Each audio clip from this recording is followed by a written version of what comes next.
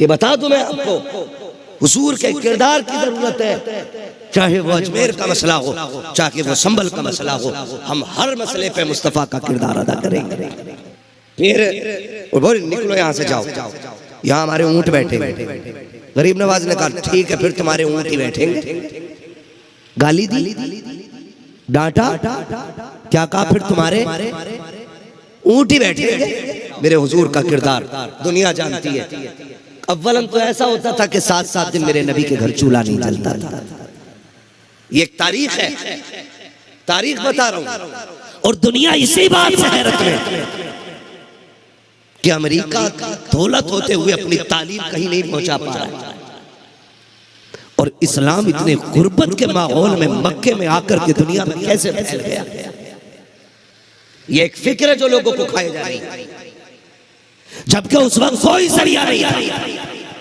आज social media का दौर, यहां बोलो पूरी दुनिया सुनती है, आप करो दुनिया देखती है। लेकिन ये उस दौर की कहानी है कि जब अपने किए की खबर पड़ोसी तक को नहीं होती। ये दीन फैला कैसे, इस पे गौर करने की जरूरत है। पहली बात तो मेरे नबी के घर 7-7 दिन चूल्हा नहीं जलता था, और कभी इत्तेफाक से गोश्त आ जाता तो महबूब अलैहिस्सलाम हुक्म देते अपनी अज़वाज के शोरबा बढ़ा दीजिएगा। 25 साल हज़रत खदीजतुल कुबरा के साथ गुजारे, शोरबा इतना बढ़वा देते हुजूर घर वालों से ज्यादा। फिर हुजूर कहते हैं अलग अलग प्यालों में निकालो। फिर हुजूर अबू बकर के दरवाजे नहीं, उमर के दरवाजे नहीं, उस्मान के दरवाजे नहीं, हैदर करार के दरवाजे नहीं, उनके दरवाजों पे जाते थे जो मेरे नबी को गालियां देते थे, और फिर हुजूर जाके दरवाजा बजाते थे। किसके दरवाजे? दुश्मन का दरवाजा। माफ कीजिएगा, आज तो हमारे बच्चे अपने चचा के बच्चों को कहते हैं तेरे अब्बा की औकात है जो मेरे अब्बा की है। बच्चे क्यों बोल रहे हैं ये? क्योंकि ये नजरिया उनको बाप दे रहा है, ये नजरिया बाप देता है उनको। ये वो सिखाता है। अगर किसी घर का बच्चा आपके बच्चे को गुर्बत का ताना देता है तो समझ लेना इसके बाप के अंदर घमंड है, इसके बाप ने तरबियत अच्छी नहीं की।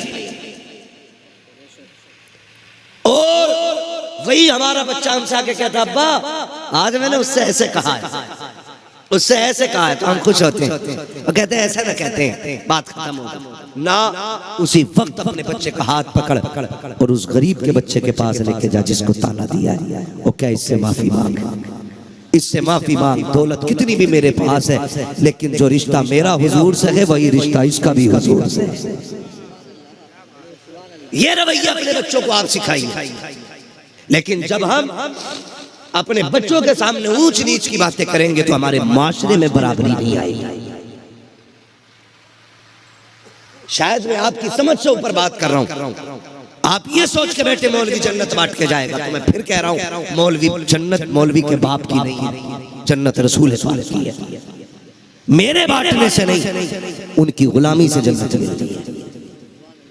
इसलिए ख्याल कीजिए। तो बच्चे हमारे ऐसे होते हैं, बच्चे कहते तेरे अब्बा की औकात नहीं, हमारे अब्बा की देखो, मेरे बाप आज गोश्त लाए गए, कल ये लाए, परसों ये लाए गए ना। अपने बच्चों की ज़बानों पे पाबंदियां लगा दो, उन्हें मुस्तफा की तालीम के सांचे में ढालो। सोच तो सही, कभी अच्छा बने तो गरीब को भी बुला लिया करो। मेरे नबी का किरदार देखिएगा, जो भी खाना बनता अच्छा, हुजूर पड़ोसी के घर लेके जाते, दरवाजे पे दस्तक होती, बंदक कलबात अना मुहम्मद रसूलुल्लाह, किस लिए आए हो? हमें तबलीग नहीं सुननी है, हमें तालीम नहीं लेनी है। आका कहते थे दरवाजा खोलो, मैं दूसरे मकसद से आया हूँ। जब दरवाजा खुलता दुश्मन हाथ में प्याला देखता, का ये क्या लाए हो? का अच्छा खाना बना था, मैं खा लेता, तुम रह जाते, ये गवारा न किया। अल्लाह अकबर। जब ये किरदार देखते तो सिर्फ प्याला अंदर नहीं जाता, हुजूर का इश्क भी सालन के साथ दिलों में उतर जाया गया।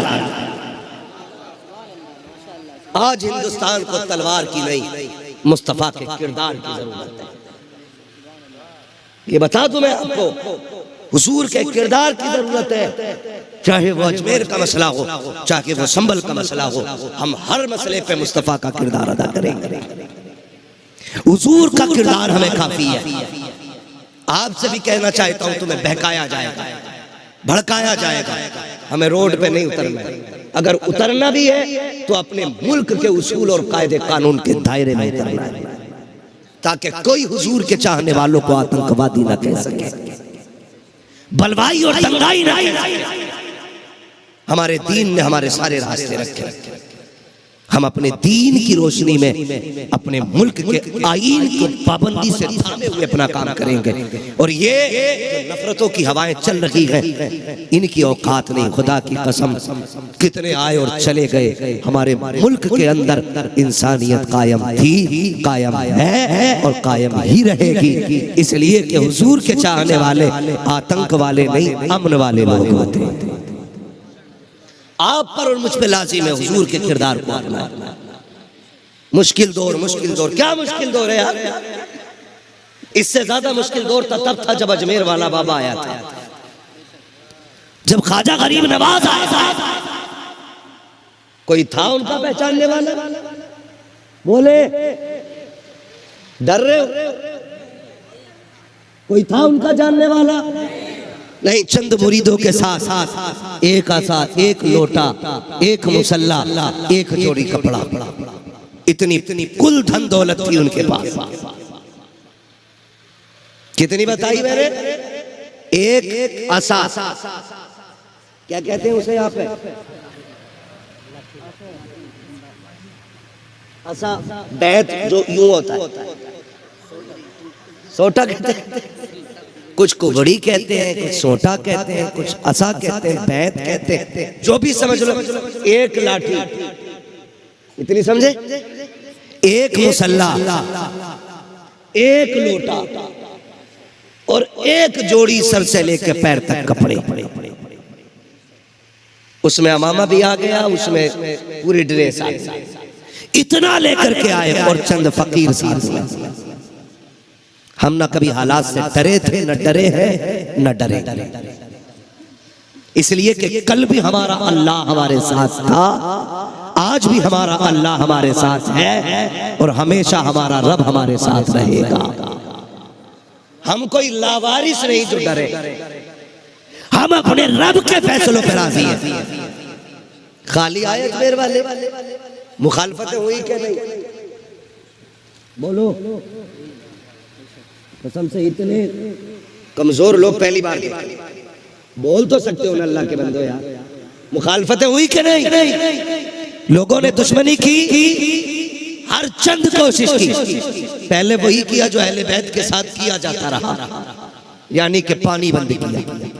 अजमेर वाले ने प्याला दिखा के उनकी औकात दिखा दी। एक कासा दिया और कहा, सुनो, करबला देखी, अजमेर नहीं देखा। वो मकाम इम्तिहान था, ये मकाम शान है।